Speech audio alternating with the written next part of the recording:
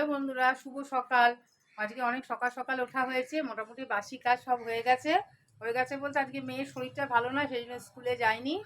তো সেই জন্য একটু ঘরের গোছাগুছি, আজকে যেহেতু ছুটি আছে, ঘরে কিছু গোছাগুছি কাজ করছি, ঝাড়াঝাড়ি।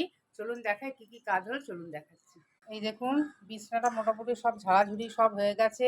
এখানে আমার একটা শোকেস আছে, তো শোকেসের ওপর অনেকগুলো জিনিসপত্র সারা জিনিস রয়েছে, সেগুলো অনেক দিন ধরে গোছাবো করে গোছানো আর হয়, এগুলো সব ঝাড়লাম, এটা পুরো পরিষ্কার করলাম। এখানে এইগুলো সব ঝাড়াঝুড়ি সব হয়েছে।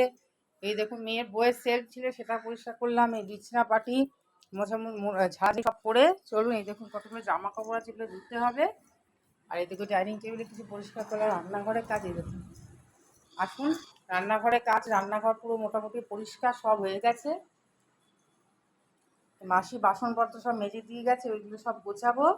গুছিয়ে তারপরে কিছু জামা কাপড় আছে, এগুলো কাচবো, কেচে কত করে জলের বোতল আছে ভরবো, এই ঘর মুছে স্নান করে আবার আসছি। চলুন।